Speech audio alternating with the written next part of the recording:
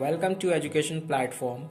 In this video, we are going to discuss Bohr's atomic model of atomic structure. So let's start the first point regarding Bohr's atomic model, that is Neil Bohr's a Danish physicist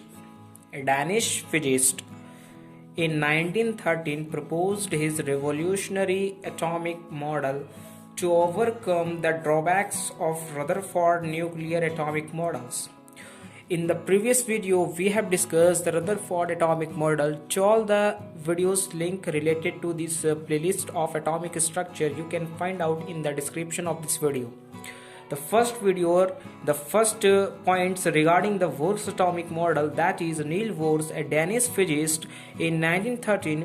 He proposed his revolutionary atomic theory. He proposed his atomic theory to be known as a revolutionary atomic theory to overcome the drawbacks of Rutherford nuclear atomic models. To overcome the drawbacks of Rutherford nuclear atomic models. In the previous video, we have discussed the drawbacks of Rutherford atomic models. The second point regarding the Bohr's atomic model, that is Bohr's atomic model is based on the following fundamental principle in the light of quantum theory, which are known as Bohr's postulate or assumption.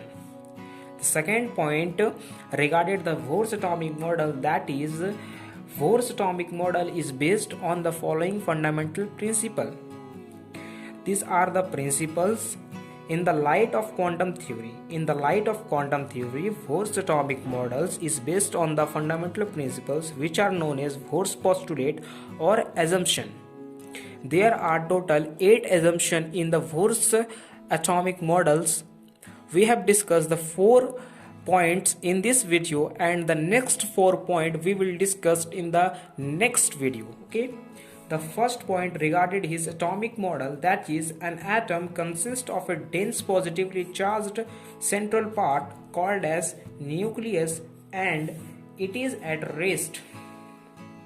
An atom consists of a dense positively charged central part. In an atom, there is a central part where a dense positively charged conjugated there, which are known as nucleus, and nucleus is at rest.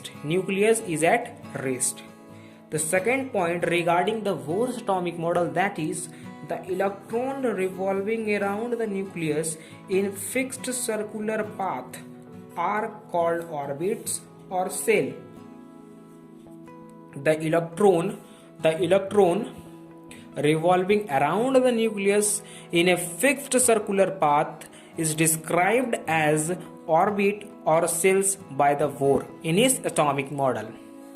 Thus, the electrostatic force of attractions between the nucleus and the electron is balanced by centrifugal force. In the previous video, we have discussed the drawbacks of the Rutherford atomic model, in which we will discuss the basic defect of Rutherford atomic model, that is due to the acceleration of electrons. The electron fall into the nucleus due to the lesser and lesser energy by the electron when it is revolve around the nucleus. That is why the electrons fall into the nucleus. But we know that the atom is stable.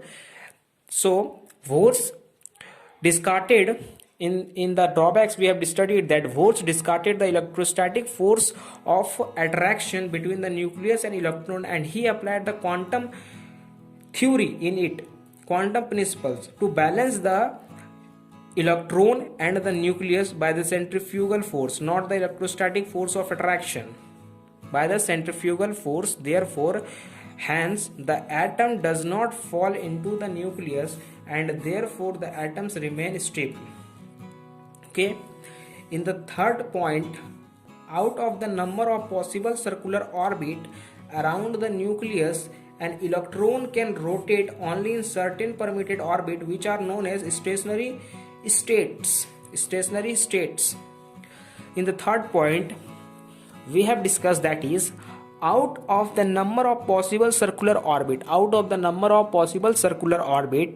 around the nucleus, An electron can rotate only in a certain permitted orbit, which are known as stationary state, means in which electron rotate around the nucleus, such orbit known as stationary state orbit. Okay, the fourth point,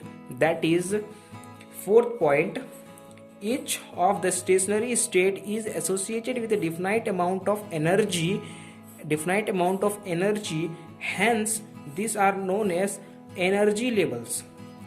Each of the stationary state we have seen in the third point, that is an electron can rotate only in certain permitted orbit known as stationary state, and each stationary state is associated with a definite amount of energy, and these are known as energy levels.